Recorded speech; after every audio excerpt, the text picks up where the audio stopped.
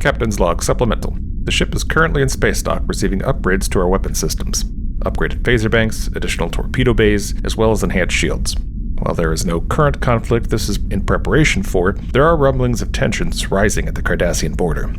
Lieutenant Commander Ta Len, our new security officer, has looked positively giddy and has been spending all of her time calibrating the new systems. When I walked by Tactical earlier today, I think I even heard her whispering to them, saying something about making sure her babies are strong and healthy. I need to remember to have the ship's counselor schedule a session with her.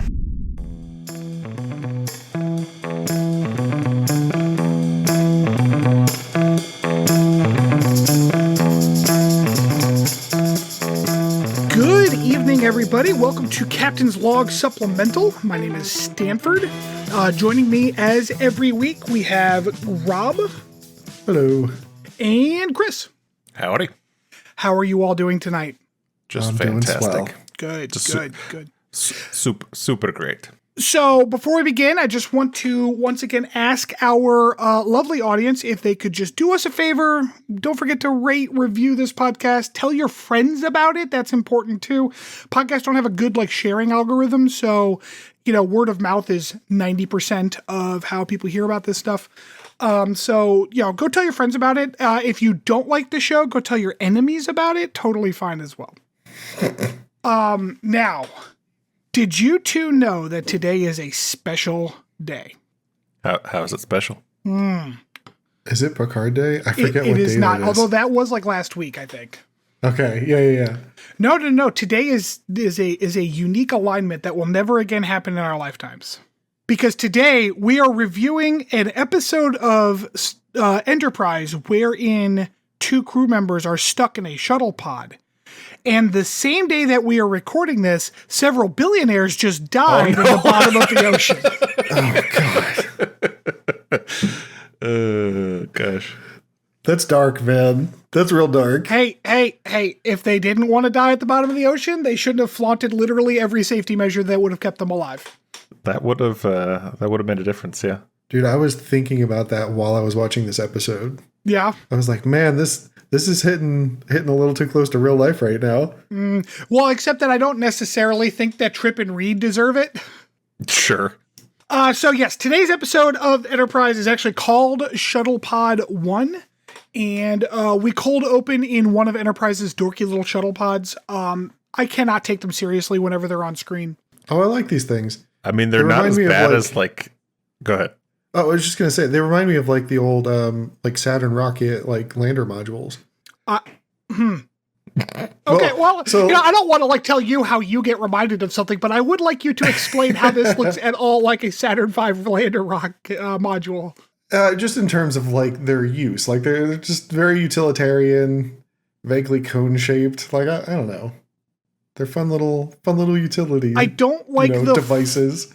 I don't like the forward viewport. It makes it look like a dorky Cyclops. They still look better than the flying bricks that the Enterprise has in Next Generation in the first couple of seasons. Oh, the old fashioned ones. Yeah. Well, the original series was literally a flying rectangle that was slightly smaller on one side. Yep.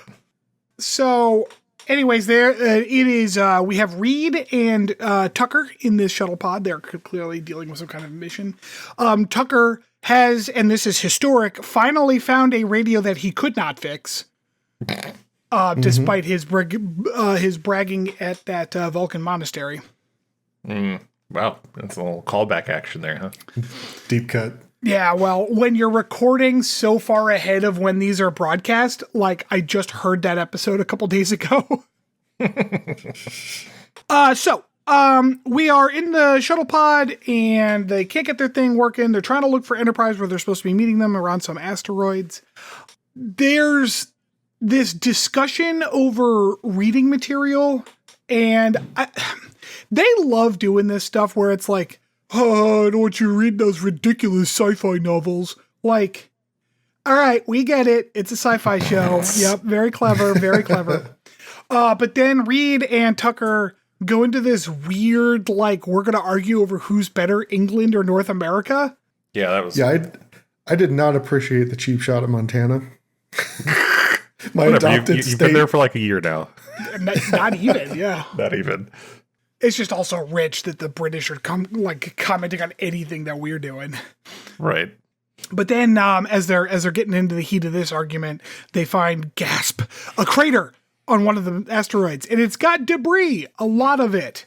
And one of the pieces of debris has the hull number of the NX-01, the Enterprise. So that's the dramatic conclusion of the cold open and leading us straight into Faith of the Heart. Okay, so we come back from the commercial break with Hoshi talking to the captain about some alien debris because, like, the debris came from a ship that blew up instead of part of the Enterprise. But during the explosion, it also took off one of the Enterprise's shuttle doors. So we as the audience immediately get an explanation as to what Trip and Reed just saw. Okay, but Trip and Reed think that, like, oh no, that the Enterprise has blown up. Archer goes like, hey, so the aliens that were on the ship need boron to breathe. And Phlox is like, we have enough to get them to their planet, but we gotta scoot. We gotta get them over there. And so the Enterprise, I guess, took off. That's why. Archer says, oh, good. Based on how fast Travis is driving, I guess. It's like, oh, good. There's plenty of time before we have to back up with Trip and Reed. So he immediately suggests wasting some of that time in order to repair a shuttle bay door or whatever, which he tells engineering to do. I feel like engineering doesn't need to be told to make a new door. Like, that seems pretty standard engineering code. We were just going to leave that giant hole in the hull. I mean, it's no big deal, right? It's fine. I wasn't told to fix it. I'd really hope that they would get right on that. So real quick. Yeah. I was going to ask, what are your thoughts? Because I kind of went back and forth on this as to whether storytelling wise it was good and like if it could have been more compelling if we as the audience didn't know what happened to the Enterprise so quickly. So it would have been so much better. I think it would have been better. Oh, sorry. Go ahead, Rob. No, I the first couple of minutes that I watched this, I got so much whiplash. I was so confused at first. Like, why they even thought that the Enterprise had wrecked in the first place. It's like, I mean, yeah, you see a little bit of hull there, but where's the rest of the ship? Like, you're just making some pretty big assumptions here. Also, like I get that their radio wasn't working, and I know we complained about this before, it just felt like very contrived storytelling. I agree. I think that if you had an objective, like, third, kind of outside view of the story, that yes, it would have been better if the audience had been kept in suspense at least longer, if not for the whole thing. Right. But based on how much camera time was spent just watching them shiver, I don't think they had enough material written. This is the part where I went back and forth on, because I'm like, we kind of hit the limit as far as Trip and Tucker being interesting. Mm-hmm. They could have done like an Andy Weir, like The Martian thing, where like they keep having to fix shit and like coming up with different engineering solutions to these crazy problems that they're dealing with, and like if we had focused on that, and then suddenly the Enterprise showed up at the end, that would have been a better story. Because as it stands, this was an awful episode. It was worthless. It felt super weird. Like, compared to everything else we've seen so far, this one, I felt like somebody rewatched Apollo 13 and went, yep, we could do that. I think I generally agree. I think it could have been a good episode, though, I think is the real bad part about this, is because, two people, focus attention on them this episode. Like, that can be interesting. You can you can explore characters more. You can, flesh out these characters who, especially for Malcolm, who really hasn't done much in that series so far. Right. And they could have done it in interesting ways, but they just didn't. No, and they flesh out the absolute worst parts of the character for Reed. Yep. So T'Pol is talking to Archer, and she's like, it looks like a microsingularity. And Archer's like, microsingularities are a Vulcan myth. Fun fact, we actually make microsingularities at the Large Hadron Collider like all the time. It's not that hard to do. They're a real thing. And I'm pretty sure they were back in 2002 as well. But I digress. Yeah, I was gonna say I was thinking about that. I'm like, I'm pretty sure we do that now. Yes, micro black holes are a real thing. We make them all the time. They do not last very long because they emit basically all of their mass in Hawking radiation before they can actually start devouring anything. Whee! Okay, so we cut back to Trip and Reed. They're kind of floating around the debris, trying to figure out if it's the Enterprise or not. Then Trip is like, hey, maybe we should try to find the black box, but Reed's like, no, our sensors are down. And then Reed's like, or Trip's like, well, then maybe we can, send a signal. And Reed's like, well, we can't use the portable ones because those only have a few 10 million kilometer reach or some shit. I guess they don't have portable trackers, just portable beacons, whatever. Anyways, no matter what Trip says, Reed says, no, fuck you. And it's really obnoxious. And so I kind of agree with Trip here as he's like, can you knock it off? But then they have the stupidest argument of all time when they're talking about like, well, let's aim for a star. And Reed's like, I don't know, your navigation's down. And Trip's like, go that way. And then they do. The end. Like this whole episode is completely worthless. We learn nothing useful and there's no story. It's just not good. I like this whole thing, like this whole episode I'm watching. I can tell the idea they had in mind.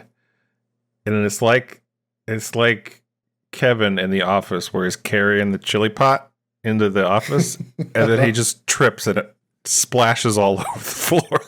It's like, this could have been so good, and you just dump the chili pot on the floor. I mean, we did learn one really important thing that'll come up later, though. Oh, okay. Well, I can't wait to find out what that is.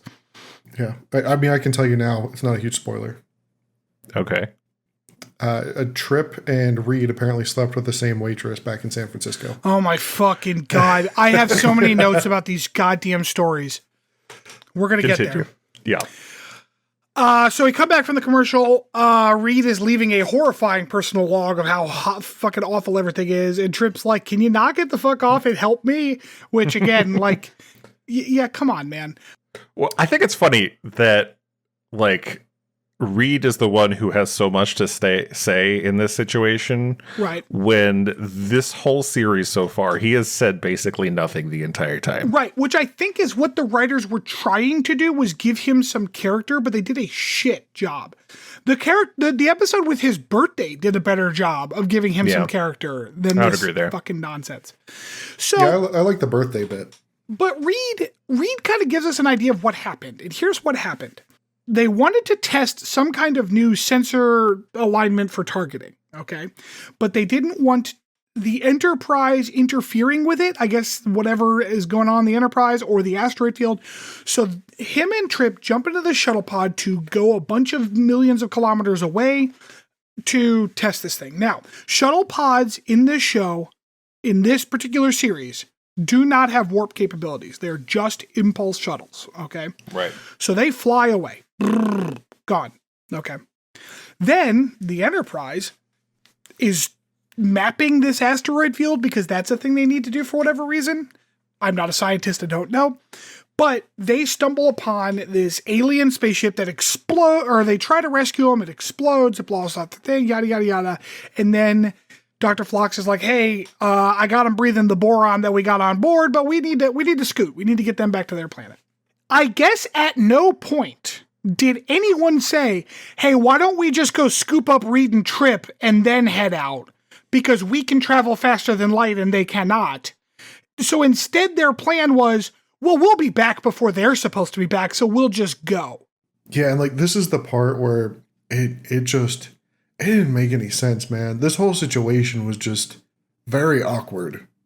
And like the shuttle mission returns to the rendezvous point to find that their starship is gone is a classic Star Trek episode timeline or storyline. It happened at least 3 times in Voyager. It's probably happened in all of them. Voyager's freshest in my mind.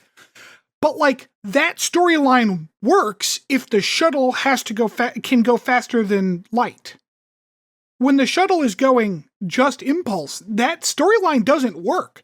To the fucking faster than light ship, they're just over there. Just go grab them real quick. Yep. But but so anyways, this whole fucking thing is a little contrived. So anyways, they find some rations on the ship that they're gonna eat. They've got they got mugu gai pan. They've got some kind of masala. I didn't hear what the actual meat was on the masala. I assumed chicken, but it was not. He said some other word there, but I don't remember what it was. Nice Chilean sea bass. Yes, sea bass. And then... Dude, I really like the static-free packaging these things were in. Like it looked like somebody just grabbed some graphics cards and, these will double as MREs. Yeah, and thankfully the microwave was working so they could heat up their foods. Mm-hmm. Although Reed was that office douche who heats up fish in the break room because he immediately goes for the fish. They also find a bottle of Kentucky bourbon because of course they do. Well, yeah, you got to have something they can get drunk on and act drunk for a scene. Malcolm is incredibly dark and shitty. Then he's leaving this log for his mom, I guess. This log for his mom once they're discovered. And then this pursues this passive aggressive back and forth, which they're so passive aggressive. I kind of enjoyed. That part was funny. Yeah. Okay. I did. I agree. I did enjoy that one. It was pretty good. But then Trip's can we please get some sleep? And Reed's there's less than 9 days of oxygen left. Seems like a waste to spend it sleeping. That's a lot of days. 9 is a lot. You should probably get some sleep, man. Also, don't you probably use less oxygen while you're sleeping? Since you're not, probably, yeah. Breathing is hard because you're not active. I'm not an expert, but I'm pretty sure that's right. Yeah, your metabolism slows down, so I would assume you're using less of the oxygen.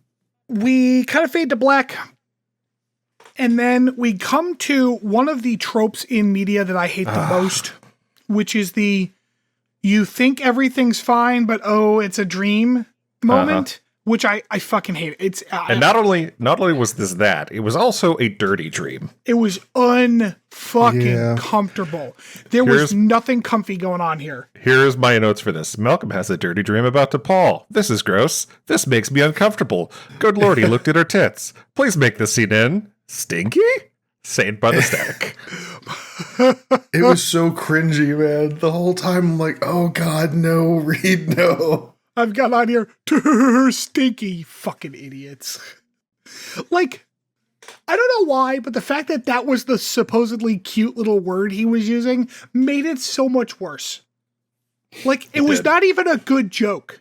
It was just, there was isn't it a reference to don't Vulcans think that humans smell funny or something? Wasn't that mentioned earlier in the series? I was thinking that was a reference to that, but it was so loose of a reference. I didn't it didn't land for me.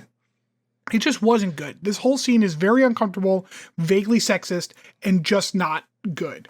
But don't worry, the sexism gets worse later.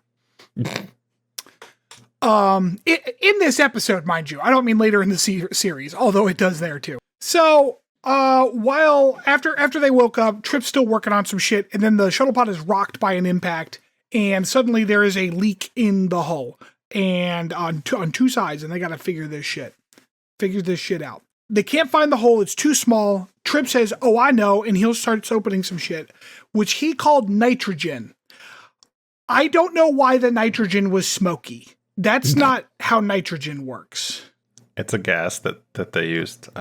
Hey, stop asking questions. Shut up, Stanford. Maybe it was liquid nitrogen? That wouldn't fill the room with smoke. It might effervesce a little bit as it came out. Shut up. But the air is already nitrogen. You can't see that shit. That's kind of the whole point. Shut up, Stanford.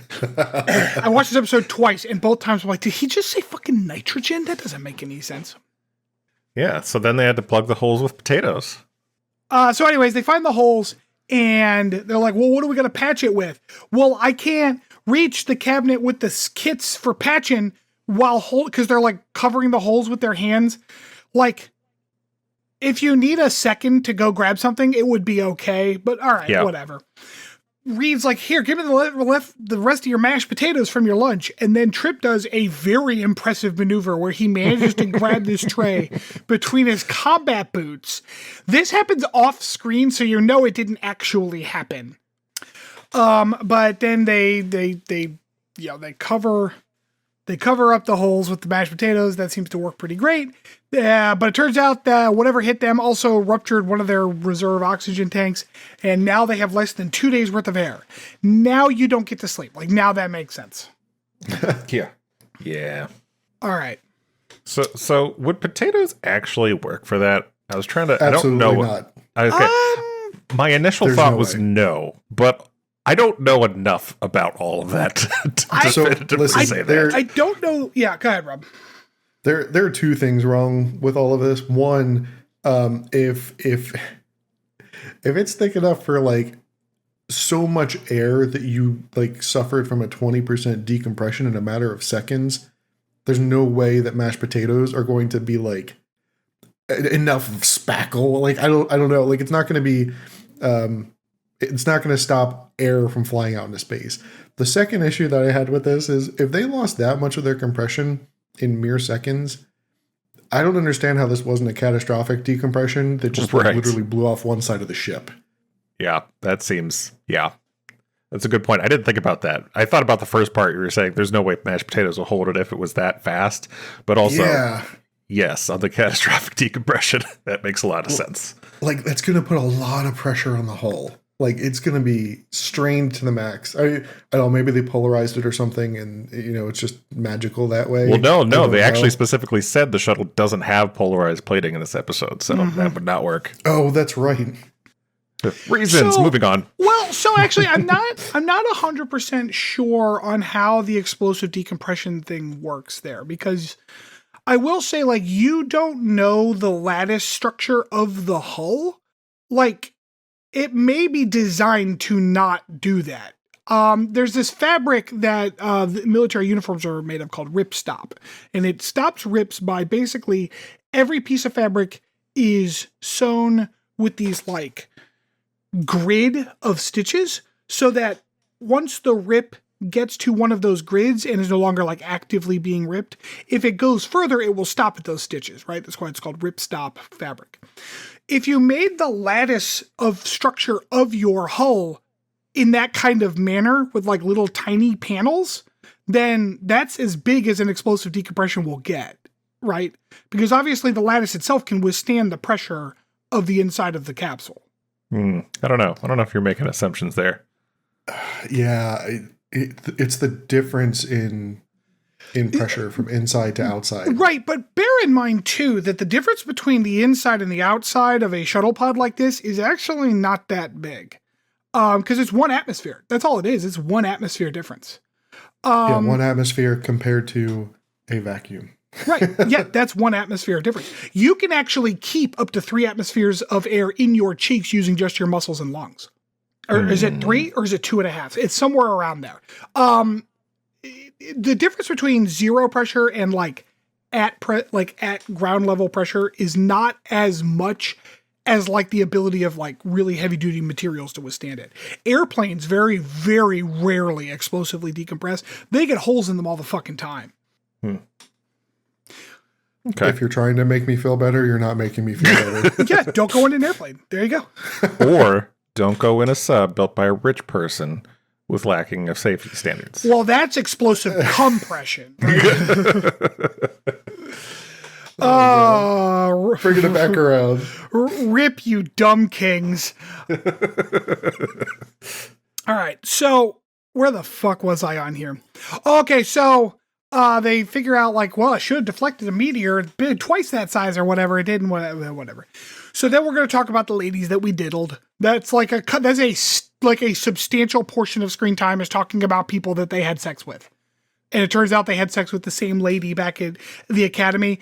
And it is said in a way that if it's not like the implication that they intended, it is certainly one that I drew of the like, Trip was in love with this lady, but then Reed's like, oh, this lady? I had sex with her a bunch of times, and so therefore she's worn out and useless. Like, It's real fucking bad. I mean, I didn't make that exact draw from it. I mean, I get where you're coming from with that based on what Malcolm's reaction was to him.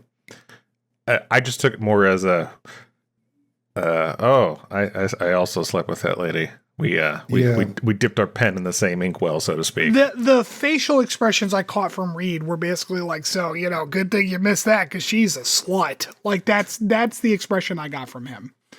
Maybe that's just me assuming the worst because this show is awful, but like, that is what it felt like. Yeah. I mean, I get it. I didn't get that, but I can see where you did. I was going to say, I didn't get that either.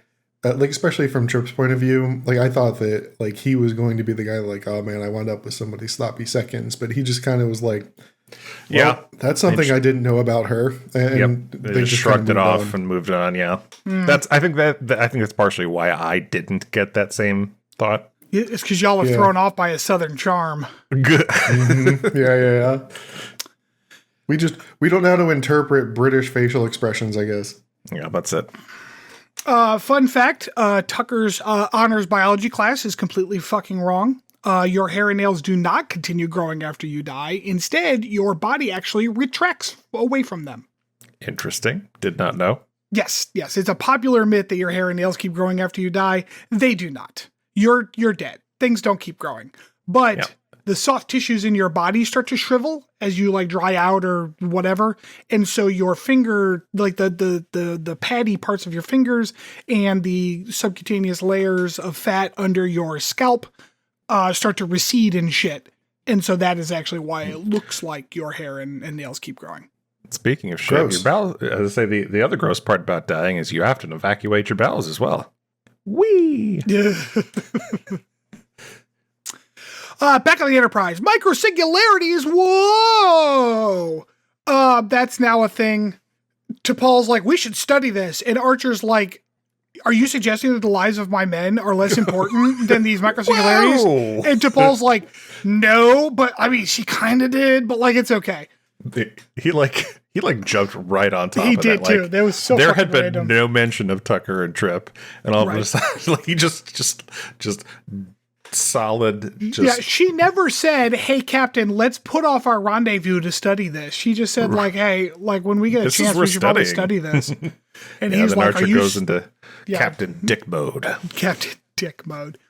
Cut back to the shuttle. Malcolm's sending dumb letters to women that he had flings with. It's real fucking bad. This guy turns into such a douche immediately. It's very it's sad. It's like, ew, why do you don't why are you using your last time to make this message to somebody who probably doesn't even care about you anymore? I'm glad that Trip at least called him out on it. Mm-hmm. It's starting to get cold because they have turned the air temperature down in order to allow the air filters to be more efficient. I don't know the science on that, but whatever. They have turned it to about 23 degrees Fahrenheit, -5 degrees Celsius. Okay. That's going to become important later. That's pretty cold. It's pretty cold, but it's not in a completely dry environment. It's not impossibly cold. This is the point at which I asked, do they have spacesuits? Because those feel like they would be useful at this point. I mean, go ahead. Somebody else. The other thing I was going to ask, there are these things that like the U.S. Navy uses on submarines that I saw on a YouTube episode of something. I don't remember what, but they're like oxygen candles, and they burn them every once in a while to replenish oxygen in the atmosphere. Oh yeah, I saw that. So like, interesting. I feel like that would be something useful to bring into a space situation. Like, I understand not bringing it into the International Space Station because fire in a space station is generally bad. But like, this is, a century further into the future. I mean, I'm sure they have. He literally lights a candle. He lights a candle. Yeah, that's a thing that they did in this episode. Yeah. Right. So like, I don't know, man. Like, that's a really simple technology that I would think would be worth bringing into space. Sure. You know where else would be worth bringing a candle that makes oxygen? Into a sub. Into a sub with 5 billionaires at the bottom of the ocean. Have you seen the size of that sub? It's I don't very think there's small. room. Yeah, there's not room for a candle to be lit in there without setting someone on Yeah, fire. apparently there wasn't even room for a window so you can actually see what the fuck you're looking at. God. For $250,000, they got a worse view of the Titanic than you can go get for free on YouTube right now. Hey, but you know what? At least they got a burial at sea. Like 10 seconds of a skippable hemorrhoid ad, and you could see a better Titanic than these assholes. Well, you know, they're dead. So, Anywho. The spacesuits, yeah. Okay, so Trip's at this point like, fuck it, let's get drunk. And apparently the shuttle just has glassware. Seems like an odd addition to a shuttle, but whatever. So they start pouring alcohol, and they're like, the bourbon's going to keep us warm. Here's another fun medical fact. No, it's not. No, it does. No, it does not. Alcohol is a lowers your body temperature. vasodilator. It makes you feel like you're warmer because the nerves that make you feel warm are near your skin. So when your capillaries dilate and your blood rushes to your skin, you feel warmer. However, that also means that you are radiating more heat from your blood near your skin. It actually lowers your core temperature. Do not drink if you're in the cold. You're going to have a bad time. Yeah, this message brought to you by a guy who had like a search and rescue class twice in high school. Like, this isn't rocket science. Also, if you're lost, stay where you are. Fucking Jurassic Park, man. yeah. I mean, that's long been like a Hollywood thing, right? Let's drink to warm up. And I know like that's like a myth or a inaccuracy that's been around for a long time, but like I see it all the time in movies and TV shows. Oh yeah, absolutely. So anyways, they get drunk. Then Malcolm goes basically, boo-hoo, I'm the worst person ever. And Trip's like, no, you're not. Stop being a dick. And, oh no, I'm sorry. That's when they start drinking. Then they're drunk. Because, I don't know, actors love pretending they're drunk. They're not good at it. Poorly. No. Not even Tucker. The actor who's playing Tucker is not really great. And then they start describing to Paul in this weird, creepy, objectifying way. You ever noticed a bum? Oh my God. Reed said bum like 3 times. And I wanted to punch him in his smug fucking face. He's horny and he's British. Yeah, I was trying to catch up to the Stinkies, man. They were keeping the score between those two. Yeah, it's so uncomfortable. Then they get a message on the radio because the radio's fixed enough to receive a message, although they cannot transmit. It's Hoshi, hooray! But it's going to be another 2 days because the Enterprise unilaterally changed their rendezvous time without ever getting a confirmation from the people. Like, the Enterprise clearly does not give a fuck about this, about Trip or Reed in this shuttle pod. Oh, no, it's fine. Not even a little bit. They'll be fine. Don't worry about it. Okay, so we come back from the commercial break. These are 2 very shivery motherfuckers. Maybe they shouldn't have drank all that alcohol. They are so shivery. Yeah, I had, I was watching this. I'm like, man, you know what? It must be exhausting, like pretending to be cold. Just like shaking for like scenes over and over again. Like, I would be so tired after that. I wonder if they actually chill the soundstage so it's easier for them to do it. I wonder. But I don't think It didn't I don't look think you real. understand. that's true. Yeah, and like I don't know if you've ever been on like a set stage before. Those lights are really hot. Are they? I have not really actually. hot. Yeah. Like, even, dude, I've been on a stage at like a high school play and those lights are hot. So I can only imagine what it's like on an actual, like, professional recording stage. This is the part where I'm like, -5 Celsius isn't really that cold. Like, they have blankets. They would be okay. Not like perfectly fine, but okay. Well, it's below freezing. So, it's cold. Trip's comic strip joke that he relates, best piece of humor in the whole episode. That's a good joke. I honestly don't remember that. Oh, at it's all. they're talking about, oh, well, they're gonna go to snail space, and so Trip's like, I remember this comic strip. Oh, okay. 2 snails are sitting on the back of a turtle, and Yeah. one of the snails says, "You better buckle up and hold on. Here we go." I get it. You're saying it was not a good joke, but it's still the best one. I'm not saying it was the best joke ever. I chuckled because of his delivery, but it was the best piece of humor in this episode so far. I don't know. I grabbed their passive-aggressive spat. That was entertaining. That was actually pretty funny. Yeah. Then they get into a fight, and because Tucker's like, well, I guess then, like, we have to wait for them to show up, so I'll sacrifice myself so you can live twice as long. There's a thing about stunning each other with pistols, which, like, I feel like, would a stun reduce your oxygen intake? Because maybe they should just stun themselves. That seems like a good idea.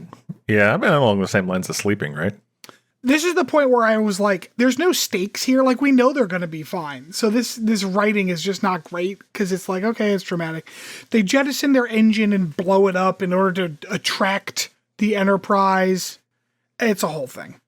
Then we wake back up in the Enterprise and surprise, it goes just like Reed's dream goes for about 3 lines of dialogue. And then he's like, to Paul, don't you have something else to say? And she's like, no, fuck you, and walks out. And it's supposed to be this moment of like, ha ha ha, wink. And it's fucking obnoxious and shitty. Yeah, it was, my final note is what a worthless episode. It was a large eye roll moment. Like, ugh. It wasn't good. It wasn't good. Yeah, it was an episode of Enterprise. It was an episode of Enterprise. It was an episode. All right, so we will be back after this really quick break, and then I will be back with my deep dive.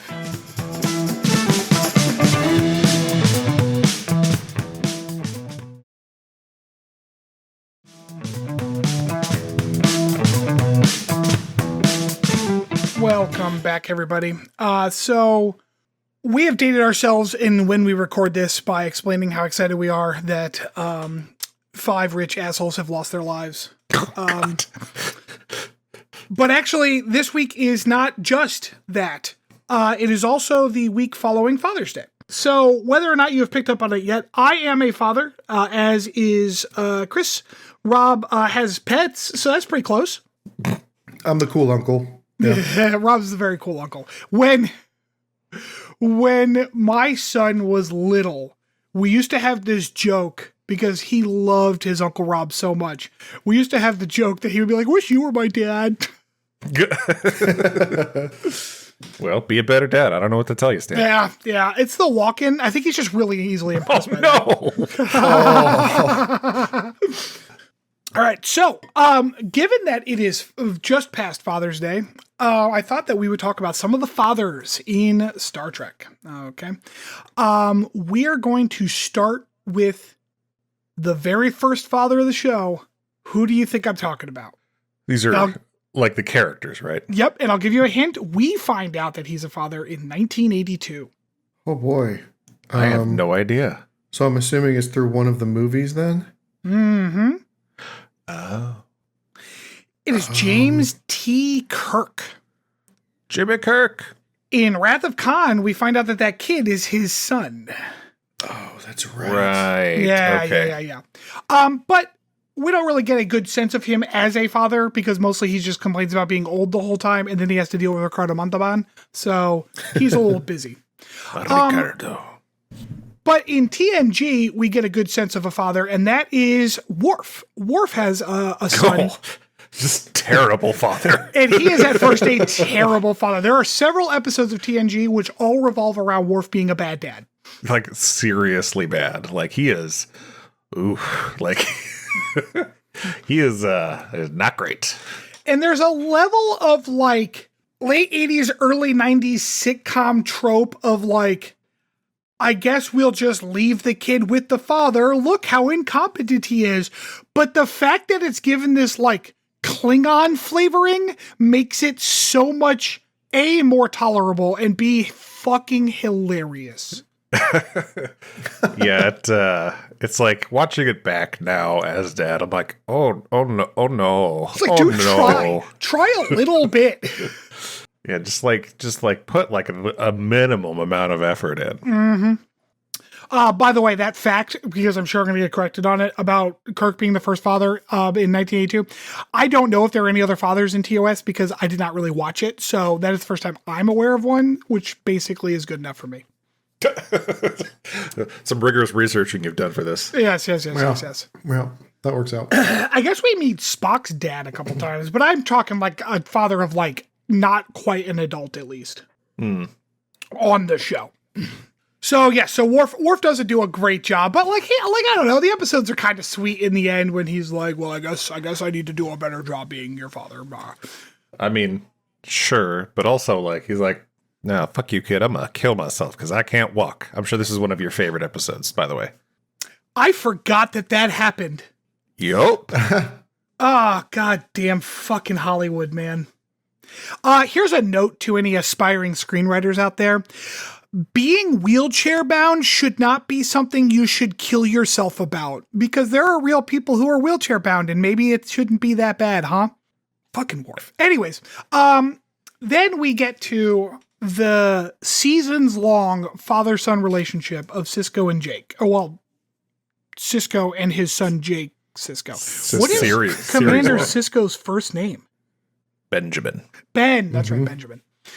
Benjamin and Jake.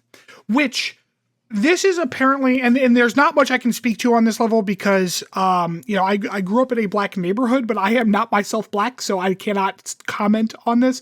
But apparently there is a fair amount of weight in the fact that in 1995, a healthy black fatherhood was shown on TV because of DS9, which is kind of cool. That is true. Cool. Because we're like right in the height of like fucking super predators and Biden and Clinton's war on crime and all that shit. Right. But there is a tenderness to the relationship between Ben and Jake that you don't really get to see in a lot of shows of the time period. That is very, very refreshing to see. When I've watched DS9, that part has always impressed me about Benjamin Sisko's emotional openness with his son. Yes, and their relationship does evolve as the show goes on. Mm-hmm. Yeah. I feel like...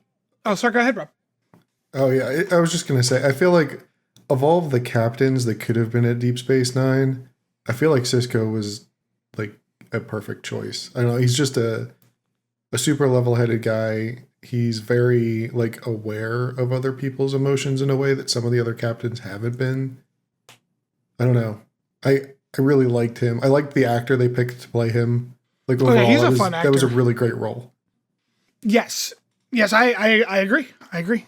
So, but there's actually another father-son relationship that we get to see explored on DS9 that is also surprisingly tender and good. Do you know who I'm talking about, Chris? It's Nog, right? Nog and his dad. Nog. Can't remember his Nog dad's the name. Kid? Nog is the kid. I can't remember his dad's name. I thought Nog was the adult, but yes, Nog and his dad. That is also a relationship that kind of evolves over time.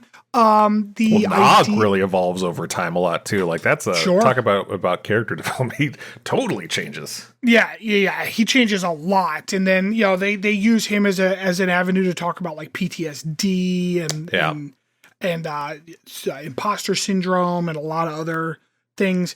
But the idea that Nog's father has to deal with the fact that his son is not following in his footsteps, but like he wants something better for his son, and we get to kind of see that on screen. Yep. As that's kind of fleshed out. Good dad times. I liked his friendship with Jake Sisko too. That was fun. They did a good job with that. They did a good job because there were some falling outs and some reconciliations that I think are very reasonable and realistic. Yeah. Mm-hmm. I agree. Yeah. Having had my share of falling outs with friends. Also, a fun uncle and nephew relationship there with Quark. Yeah. Quark, that is one of Quark's more reasonable and tender kind of aspects, is his protectiveness of his nephew. It's kind of nice. I don't know what she is doing, but Mariah is making as much noise as she can right behind me. So there's also another dad in DS9.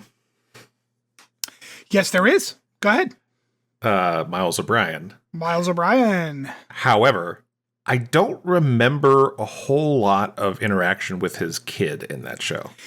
So, what is his kid's name? I forget. Him and Keiko have a kid, and this kid is mostly like very little for the beginning of the show. Well, she's born on Enterprise in Next Generation. Yes. Yeah. There is definitely at least one episode where Keiko has to go study language on Bajor. So he is forced to like be a single dad for a weekend. And it is that stereotypical, like, how can a mother juggle all of these things? Like, I'm a man. I can't do all of this nonsense. When it's like, your wife also had a full-time job. Yeah. By the way, do you remember who delivered the child on Enterprise? I'm going to say Crusher. Is by that question. wrong? Yeah. It is wrong. It is a dad we've spoken about just recently. Was it Worf? It was Worf, yeah. Oh, God. That was an entertaining. It has been a very long time since I've seen TNG. So, moving on to Voyager, there are kind of two dads I want to talk about on Voyager. One is Tom. Now, I'm not sure B'Elanna ever actually gives birth on the show. I don't remember. I'm in like the last season because I'm kind of just watching while I work, and we're almost done with the season, and she's like 6 months pregnant. She's still pregante. Right. But we do get to see Tom shift from being like not a dad to a dad in his mentality and in his kind of outlook over the course of a few episodes, and it's not poorly done. It's all right. It's all right. It's not like the best treatment of that kind of shift, but it's done at least fairly sensitively. And there is an acknowledgement that priorities tend to shift when you become a parent, as he realizes that like, oh, I need to like, this is not as important to me now because I have a baby on the way. The other father I want to talk about, I'm actually curious if either of you remember this. There is another character who has been in several different Star Trek seasons and series.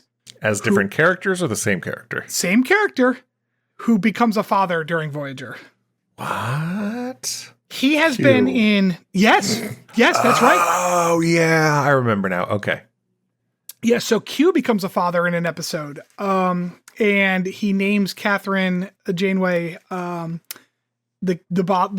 kid's godmother. That happens at the end of one episode because she helps the Q continuum. It's this whole thing where it's like Dances with Wolves. It's kind of weird. Yeah, it was a weird episode. It was a weird episode. But in a later episode, the kid is now like a teenager and Q is having trouble dealing with him.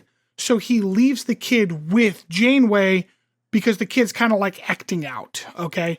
So the kid's going to learn like, how to not be a shitty person because that's what the Q continuum cares about. But the kid's storyline aside, there is a level of kind of interesting fatherhood exploration in the character of Q from the beginning of the episode, who's like, ew, get rid of this snot-nosed brat, towards the end of the episode where he's like, oh, I understand now better what my role is here and what like fun my son can be to hang around. And that is something that like even in real life, our culture sometimes struggles with here in America. Cause the father is always kind of given this like, either they're just an incompetent idiot who can't change a diaper through their own fault or not. Or they're like, well, that's the breadwinner, so he doesn't get to play with the child. His job is to go work, this classic masculine bullshit cultures. It's nice to see like an acknowledgement of like, I enjoy hanging out with my kid. He's fun. That's why I like hanging out with him, And I know that's true in my life. I don't know, Chris, maybe your twins are shitty and you hate them, but I doubt God. No, they actually we're gonna play some Magic this weekend. Actually, they started going to camp and been exposed to Magic the Gathering, so they now have a deck and want to play with me, so that'll be fun. I have played Pokemon that is with fun. Liam. Pokemon is not fun. Pokemon is a terrible game. It's not, but it is easy for a 7-year-old to pick up. True. I think Liam could learn Magic at this point because he's gonna be 10 in February. So, yeah, He's pretty quick at picking up rules. I think he could do it. he is. He doesn't have the attention span to actually we wouldn't get through a whole game, but Sure. I think he could learn to play it. He wants to, but we would have to play it on the computer probably. You know 'cause what? I'm You not just buying all the stars. mercilessly crush him fast enough. He'll get through a whole game. That's my approach to teaching him chess.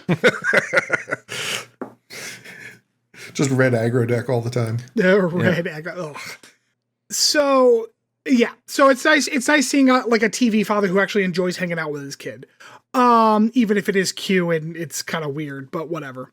So those are the fathers I wanted to kind of highlight. You know, you see some father-son relationships, or it doesn't have to be a son. Excuse me, some father-kid relationships.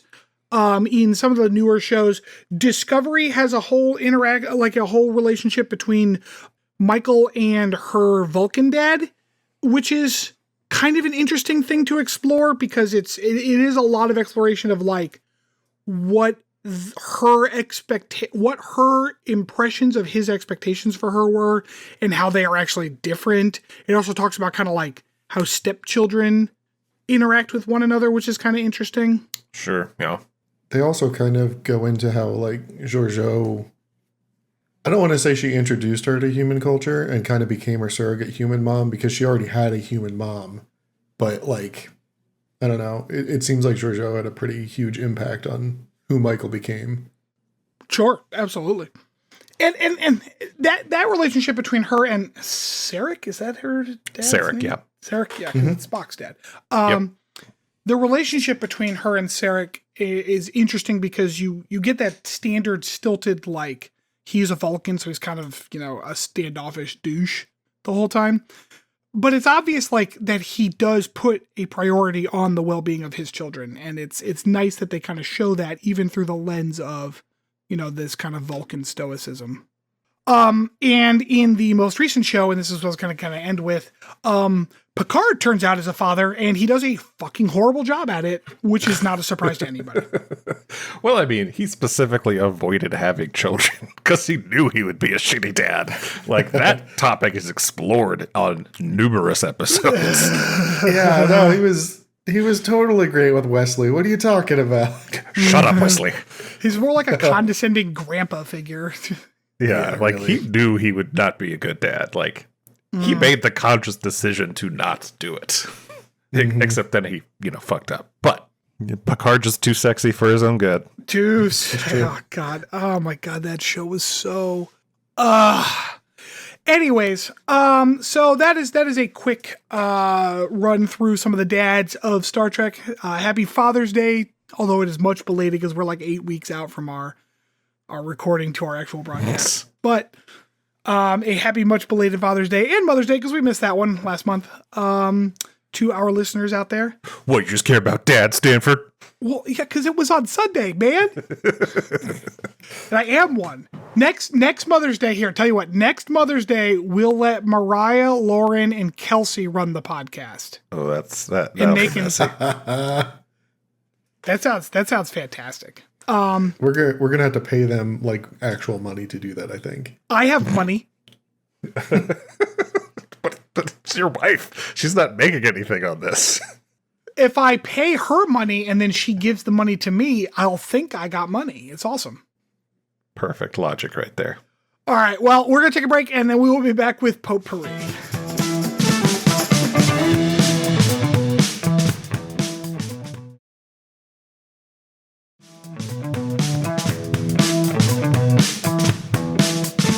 All right, welcome back. For this week's Potpourri, I thought that it would be a good idea to completely steal an idea from another podcast I listened to. Perfect. Yeah. So, have you ever heard of Tales of Tamriel before, Stanford? Tamriel sounds familiar. Oh, that's Elder Scrolls IP, right? That's Yeah. Bethesda's Elder Scrolls fantasy world. Yeah. So the UESP has a podcast called Tales of Tamriel. They do? Why do I not know about this? I don't know. It's pretty fun to listen to. A lot of what they talk about is ESO, so I don't know how much of that you would enjoy. I mean, ESO is always. I'm more interested in the lore. Yeah, and they do talk a lot about lore on there. It's a really fun podcast. I like listening to it, but like niche audience, like Elder Scrolls fans, you know.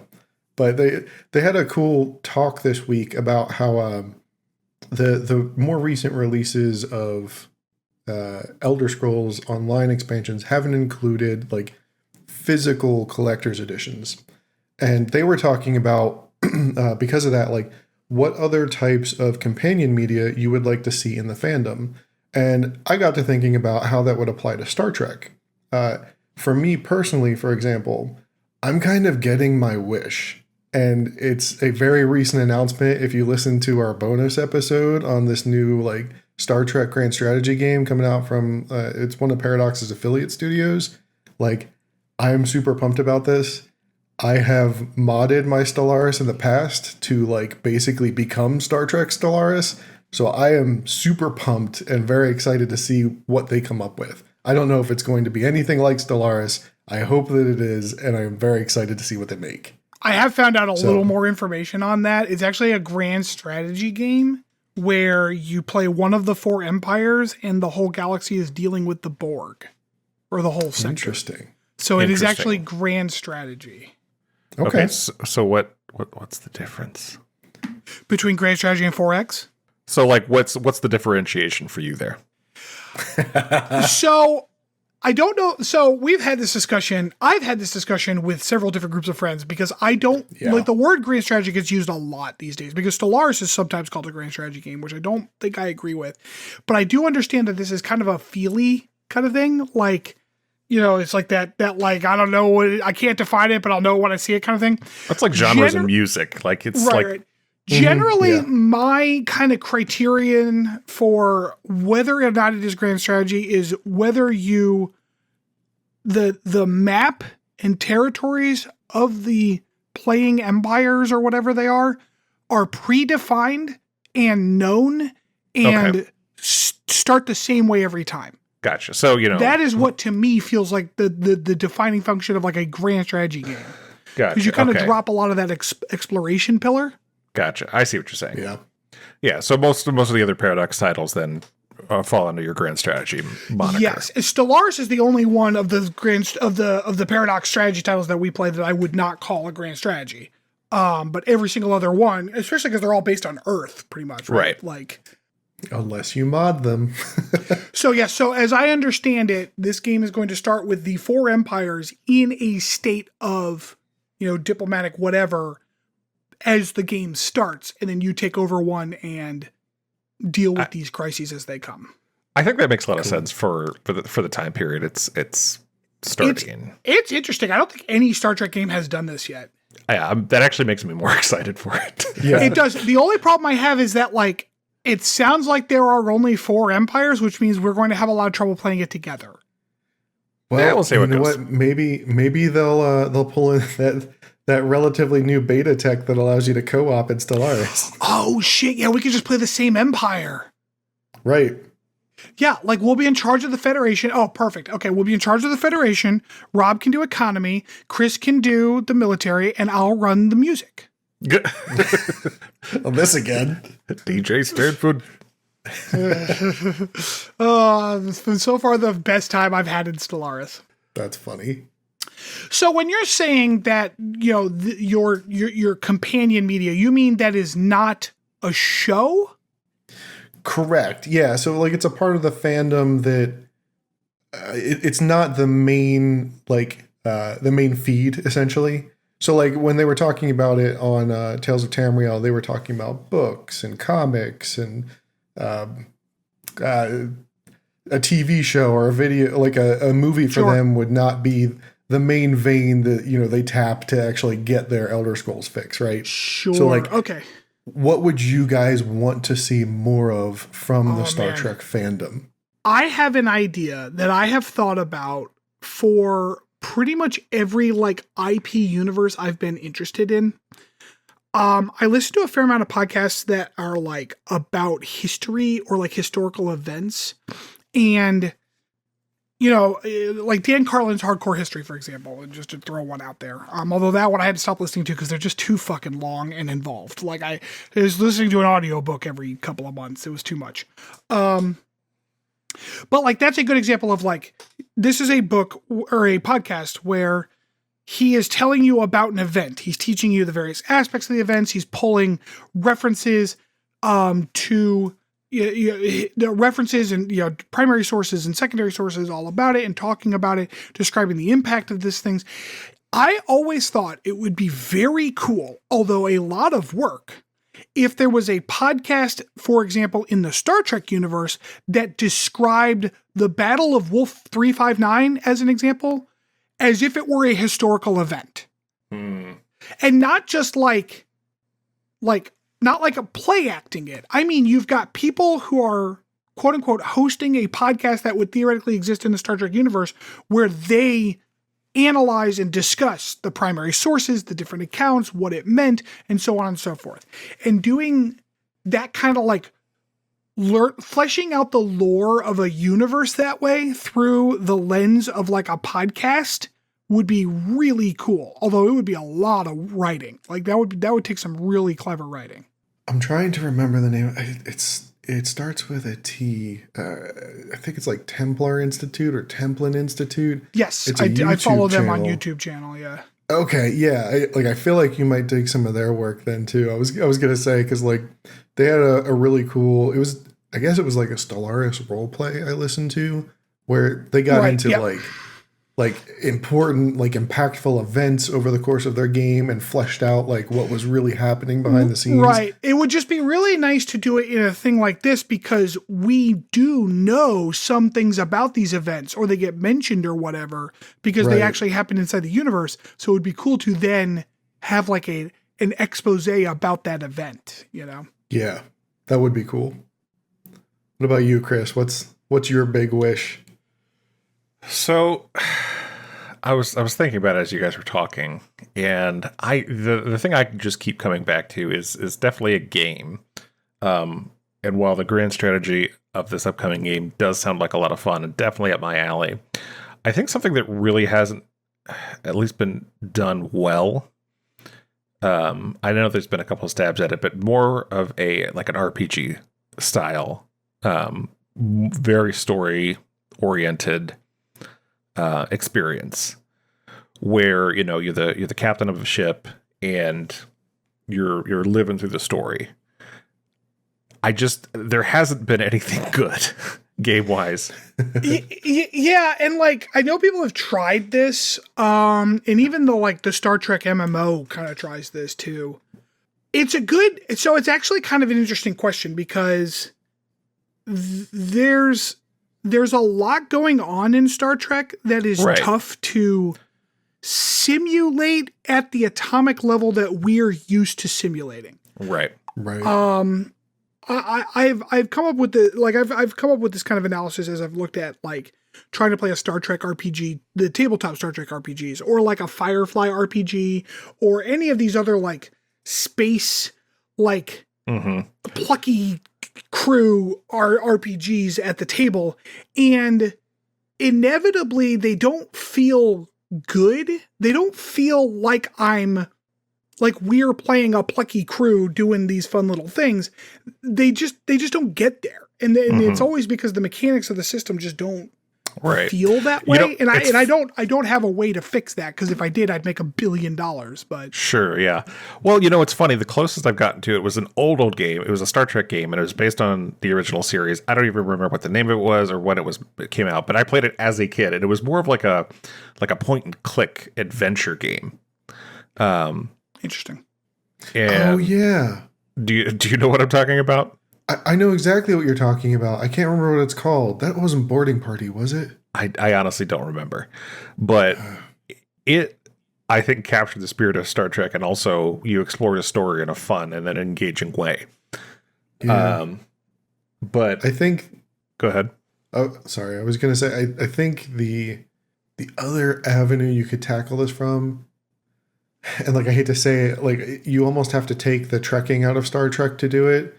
It would be cool to see characters involved in major incidents in the Star Trek lore, it's tough to do it from a ship crewman's perspective because, like, you essentially always have a job to do, right? Right. Like, it's kind of rigid in that look. But, like, if you instead, like, took, like, a Maquis freedom fighter and you're talking about, like, how they're surviving and making do on, like, a Dominion-controlled planet, like, that would give you, like, a good point of contention, an interesting story to tell, and it's still inside of the Star Trek universe. Yeah. But you lose the trekkiness to it, unfortunately. I think that if you're gonna play, like I said, I don't have the answer because if I did, I would write that system and go sell it to Paramount. But I think that the answer might lie in stepping back from the atomic unit of one character that you're playing and instead play a department. So like you're engineering. Right. And then like if you have an away team, it's like you got to send an engineer and you've got a whole staff of people that are kind of working together. And as a team, you have your RPG-esque elements of leveling up and getting, better various bonuses and stuff. And individually, your little team members have traits and stuff. And then they'll do dangerous shit. And sometimes they'll die or get injured. Or like, the EPS relays behind their shit all explode and you lose half your crew. Like, I think that might get closer, that structure of a game, but I don't think anyone's ever tried it. Yeah, I can kind of see what you're saying there. I think you could even do that at like the captain level, right? Like you're having the interactions with other ships and aliens on the bridge, and your traits and everything are your crew you're sending out and developing. Sure. It'd be almost like a management game instead of. I would say that is kind of the part though. Like I'm like, isn't that just more like a simulation game at that point? Like you can make it story oriented where it kind of plays more like an RPG, but you do get into more simulation. But I don't think that's necessarily a bad idea, right? Like you can put RPG elements into almost any kind of game, right? Yeah. Well, I mean, pretty much every game has that now. Some like type of element. I feel like at that point though, you're getting very like dangerously close to like Starfleet Armada territory, or not Armada, Starfleet Academy territory. You played that. Oh yeah, like you're basically a captain and you're kind of thrown into an open world where there's ongoing conflicts. But what are you talking about? Starfleet Academy. Oh, Starfleet Academy. Okay, I'm like, because that is not Armada. No. I misspoke. It's Starfleet Academy. So like you are the captain. You get to make decisions like about your actual ship combat. Right. I can't remember if you get to make crew decisions or not. I don't remember. It's been too long. Yeah. So I just put a picture in the Discord. Is that the game? That's the game. Yeah. That is called the Star Trek the 25th Anniversary. That game got released for like every platform back in 1992. So congratulations. I knew it was old. I played it on my dad's computer when I was a kid. Apparently. Jeez. You can get it on Steam. Oh my God. I have to go play that. I remember being incredibly frustrating, so I'm sure it has not improved. Oh, Interplay is who did it. Oh, Interplay has quite a history. Hey, you want to know something really funny? A little bit of like Chris and Rob lore here. The entire reason why I wanted to get a Palm Pilot was because of a Star Trek game that existed on it. Oh, you two are such losers. Oh, yeah, man. Chris had one. I forget, was it yours or was it your dad's and you just happened to have it? Well, my dad had one, and then he eventually got me one, so I don't remember if it was mine or his at the time. Oh, man, Palm Pilot, what a time to be alive when it's like, wow, these are awful, but they're going to be the greatest things ever in about 2004 when they discovered to make them smartphones instead of this shit. Just smush it into a phone. Yeah, they got, Palm Pilot 106 was like, wow, y'all got so close, but you didn't quite make it. Well, it's like BlackBerry's the phone side of that, right? Like, right. so close. Yeah, almost there. So yeah, I don't know if a Star Trek RPG can ever feel the way we want it to. The concept of an RPG may not fit that feel perfectly. I generally agree with you there. You know what environment it would probably work super well in? Because like you could just basically zone into other adventures. Build it as like a Deep Space Nine concept. That's as you were saying that, I was like, Deep Space Nine would work. What do you mean? You could be like Because- the security chief on Deep Space Nine or something. Right. Yeah. Because it's more like, I feel like more than the other shows, it was very focused on David character Trek. interplay. Right. Yeah, exactly. That's what I mean. Yeah. Like, unfortunately, it's that situation. And where you that's gotta what's take the funny is trekking because out. the part you're talking about in DS9 is the part that everyone at the time lambasted as being the least Star Trek about anything. That's why they gave him the Defiant, so they could first start fucking moving around. Mm-hmm. It was still such a good show. We'll get there. Wow. Yeah, I don't know. DS9. I like DS9. It's not my favorite Well- Star Trek, but I think it might be number 2. Right. So, but like, I wonder if like, cause some people really enjoy Mass Effect, and that's got kind of a similar feel to it, Yeah. right? With your characters on your ship and stuff. And Yeah, you take that- the ones you like. That is, yes. I think that would be probably the best way to go about it, is something like that. Agreed. Yeah.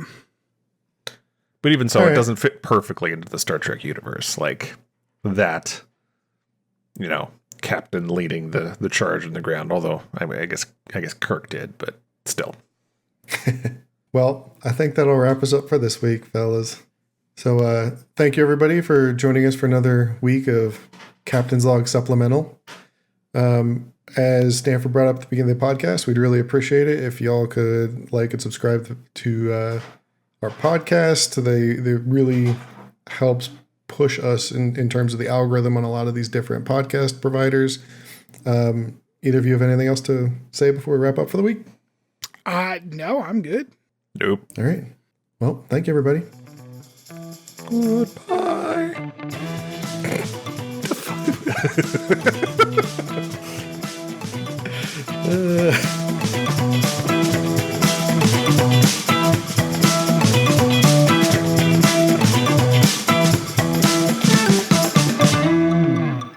Thanks for listening to Captain's Log Supplemental. You can follow us on Twitter at PodCLS or send us hate mail at podcls3@gmail.com.